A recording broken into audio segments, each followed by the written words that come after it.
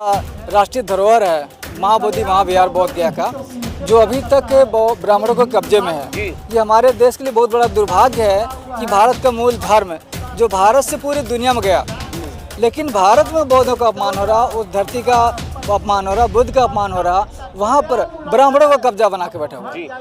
बौद्धों की अपनी मांग है और उस मांग के लिए पूरे देश भर से बौद्ध जो हैं वो यहाँ पर पहुँचे हैं। महाबोधि विहार जो है उसे मुक्त कराना है और बौद्धों को आगे भी बढ़ाना है।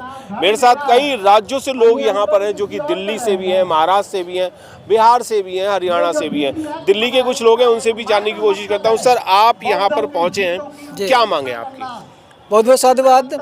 हम लोग जो हमारा राष्ट्रीय धरोहर है महाबोधि महाविहार बोध गया का, जो अभी तक ब्राह्मणों के कब्जे में है, ये हमारे देश के लिए बहुत बड़ा दुर्भाग्य है कि भारत का मूल धर्म जो भारत से पूरी दुनिया में गया, लेकिन भारत में बौद्धों का अपमान हो रहा, उस धरती का अपमान हो रहा, बुद्ध का अपमान हो रहा, वहाँ पर ब्राह्मणों का कब्जा बना के बैठा हुआ। जबकि जितने भी धार्मिक स्थल है, चाहे वो मस्जिद हो, मस्जिद मुस्लिम के कब्जे में है, जो चर्च है वो ईसाइयों के कब्जे में है, जो गुरुद्वारे है वो सिखों के कब्जे में है, लेकिन बौद्ध विहार जो बौद्धों का होना चाहिए वो ब्राह्मणों के कब्जे में है। तो किस प्रकार, जबकि हमारी और उनकी विचारधारा कहीं मैच नहीं करती, हमेशा अपोजिट है, लेकिन फिर भी हमारे राष्ट्रीय धरोहर पर कब्जा करके बैठे हैं। ये हमारे साथ बहुत ही अन्याय हो रहा, इसलिए हमारी सरकार से डिमांड है कि हमें उनका नहीं चाहिए, हमें हमारी धरोहर चाहिए। बिल्कुल, हमारी अपनी धरोहर चाहिए।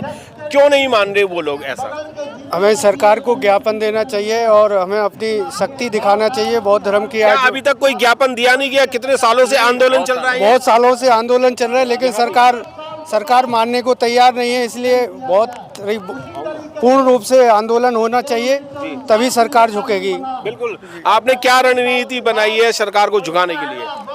भाई देखिए, ऐसा है, ये बौद्ध धर्म के जो प्रतीक है ना, वो मतलब जो है बौद्ध धर्म के लोगों के हाथों में नहीं है, वो हिंदुओं के हाथों में है। सर, ये तो पता चल गया कि हिंदुओं के हाथों में। आपने क्या रणनीति बनाई है उनसे निकालने की? रणनीति ये है कि देखिए, हम सरकार से मांग करते हैं, कई बार ज्ञापन दे रहे हैं, और अब हमने ये ठाना है कि ये ज्ञापन आज हम दे रहे हैं, और उसके बाद अगर हमारी बात नहीं मानी जाती है तो फिर आर पार की लड़ाई होगी, ये हमने तय कर लिया है। बिल्कुल, आर पार की लड़ाई। आप भीम आर्मी से हैं, क्या लड़ाई में क्या लड़ने वाले हैं? कानूनी लड़ाई लड़ेंगे संविधान की तरफ से, या फिर कोई लठ जैसे आपका एक लठ भीम आर्मी का होता है उस तरीके से काम करेंगे आप?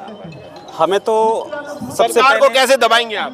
सरकार को हम लोग पहले जमीनी स्तर पे जो हमारे सोशल समाज में जो है, दलित पिछड़ा अल्पसंख्यक जो समाज है, उनको तो सबसे पहले धर्म के आधार पर उनको दबाया जाता है। उन्हें मैं वापस कर लूँगा, ऑटोमेटिक सब समस्या का समाधान हो जाएगा। बस इतना ही छोटा सा हम काम करूँगा। जी, आप भी बड़े दमखम से काम करते हैं। मैं आपसे भी जानना चाहूँगा कि अगर हम बौद्धों का अधिकार लेना चाहें, जैसे मेरे घर में कोई अगर घुस जाए ज़बरदस्ती या घुसने की कोशिश करे, तो मैं उसके साथ पहले कानूनी कार्रवाई करूंगा। नहीं मानता, पहले तो थोड़ा बहुत बलपूर्वक करूंगा, फिर कानूनी कार्रवाई करूंगा, फिर कोर्ट की कार्रवाई करूंगा। क्या आपकी ये कोई कार्रवाई चल रही है क्या अभी तक? जी, मेरा नाम कामेश्वर कुमार है, राष्ट्रीय बौद्ध महासभा के हम प्रदेश अध्यक्ष हैं।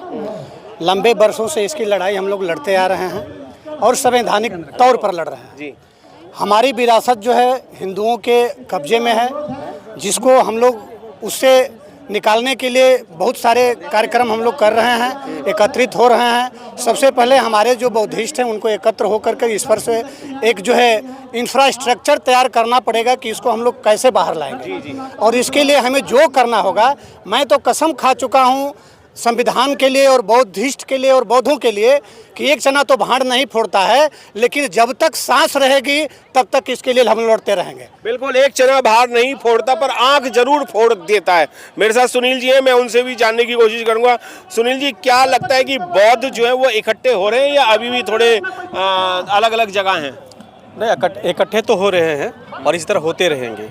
कहने का अर्थ, मैं झारखंड से हूँ, कहने का अर्थ की लड़ाई आज से नहीं चलती आ रही, प्राचीन काल की संस्कृति को देखे तो चलती आ रही। ये चौथी चरण की लड़ाई है। पहले तथागत गौतम बुद्ध, दूसरी है आपका अशोक सम्राट, तीसरी बाबा साहब बी आर अम्बेडकर। ये हमारी बहुजन समाज की ये चौथी लड़ाई है और सभी लड़ाई में हमने विजय हासिल की है और इस भी लड़ाई में हम विजय हासिल करेंगे और भारत का बौद्धमय बना के रहेंगे। सर, मैं एक बार और आपके पास आऊँगा कि कितना समय लगेगा? सर, बहुत समय हो गया, कई साल बीत गए आप लोगों को लड़ाई लड़ते हुए। कितनी लड़ाई अभी और बाकी है आपकी, या पेशेंस अभी चेक किए जा रहे हैं? हम बुद्धिस्ट लोग हैं, संघर्षवादी हैं, जैसे कि है कि हम अम्बेडकरवादी संघर्ष को कहते हैं, तो हम संघर्ष करने वाले हैं और हमारी संघर्ष जारी रहेगा। और निश्चित ही अब ज़्यादा समय नहीं लग रहा, क्योंकि परिस्थितियाँ बदल रही है, परिवर्तन हो रहा।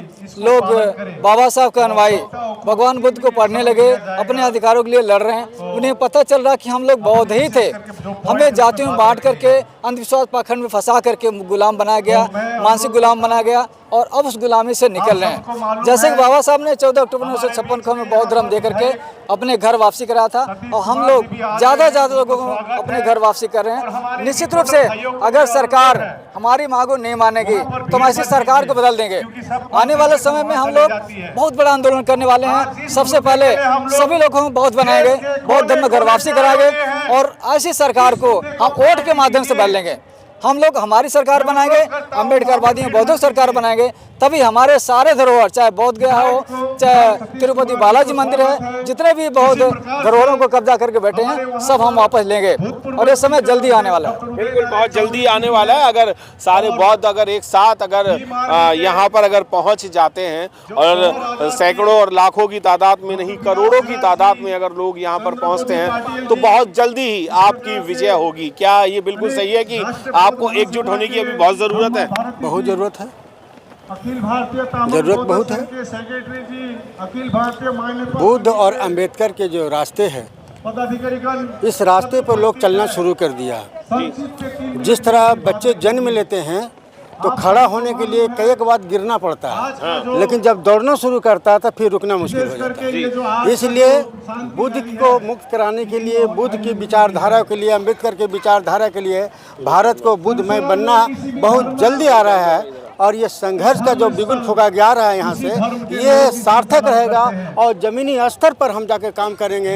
लोगों को गांव कस्बे में जाके जगाएंगे कि बुद्ध क्या है और अंबेडकर क्या है और हमारा अधिकार क्या है। बिल्कुल जगाने की बिल्कुल कोशिश करेंगे। सर, आप चंडीगढ़ से हैं, आपसे भी जानना चाहूँगा, जगाने की बात हो रही है, कितने दिनों में जगेंगे? क्योंकि कई सालों से जगाने की कोशिश कर रहे हैं, और आज अगर आप भीड़ यहाँ देखें तो हज़ार तो नहीं, कम से कम लाख लोग तो होंगे, पर यहाँ पर क्या करोड़ों लोग नहीं होने चाहिए? क्योंकि आप 70 साल से जगाने का ही काम कर रहे हैं। जय भीम, नमो बुद्धाय। बहुत बहुत साधुवाद आपको। आपने ये जो प्रश्न किया है, ये बहुत एक सटीक प्रश्न है, और ये हम लोगों से जवाब मांग रहा है। हम लोग जो कि अपने आप को सो कॉल्ड बुद्ध कहलाते हैं, ये हमसे बहुत सारे लोग प्रश्न कर रहे हैं कि तुम लोग क्या करोगे अगर तुम बुद्ध नहीं बना सके, तुम अपने मंदिरों के ऊपर, तुम अपने बौद्ध विहारों के ऊपर अगर अपना संचालन नहीं कर सकते तो तुम्हारा जीने का कोई फायदा नहीं है। तुम्हें जीते जी तुम मुर्दा हो, और जीते जी तुम्हें कोई भी अधिकार नहीं है जीने का अगर तुम किसी के गुलाम बन के रहे। पहली गुलामी हमें अपने पेट भरने की रही, दूसरी गुलामी हमें शिक्षा की रही, तीसरी गुलामी हमारे शोषण हुआ, और चौथी गुलामी हमें किसी को पता ही नहीं था जो बेस है, जो जड़ है, वो धार्मिक गुलामी जो कि हमारे सिर चढ़ रही है अभी तक भी, और हमारे धर्म से ये सिर से उतर के नहीं दे रही, और हमें लगातार गुलाम बनाए रख रही है। इसके लिए इतने तगड़े संघर्ष की जरूरत है कि हो सकता है हमें अपने बलिदान देने पड़े, और जब तक ये बलिदान की भावना हमारे बीच में नहीं आएगी, हम अपने बौद्ध विहारों के ऊपर कब्जा नहीं कर पाएंगे। हम अपने कब्जा तो खैर हमारे ऊपर किया हुआ है, हम अपने बौद्ध विहारों में बैठ भी नहीं पाएंगे। तो आज हाँ ये स्थिति आ रखी है कि हमने अपने घर में बैठने के लिए दूसरे से पूछना पड़ रहा है, और दूसरे को अगर वो हमें पसंद करता है तो वो बोलेगा बैठ जाओ, अगर नहीं पसंद करता तो वो हमें बाहर निकाल के फेंक देगा। तो हमें एक संघर्ष लड़ना पड़ेगा। और जहाँ तक मुझे तो याद है कि मैं तो अपनी ये जो मेरी अपनी पीढ़ी है, मैं तो इसका शायद सपना ही देख पाऊँ, पर मेरी आने वाली पीढ़ी है इसको ज़रूर एंजॉय करेंगी, और इसका बहुत ही फ़ायदा मिलेगा हमारी आने वाली पीढ़ियों को। आज यहाँ चाहे हम संख्या में बहुत थोड़े से कम हैं, पर लेकिन जो ज्वाला जगी है वो अब ये बौद्ध धर्म हमारे अपने बौद्ध विहारों के ऊपर हमारा पूरी तरह से धर्म को मनाने का अधिकार मिलके रहेगा।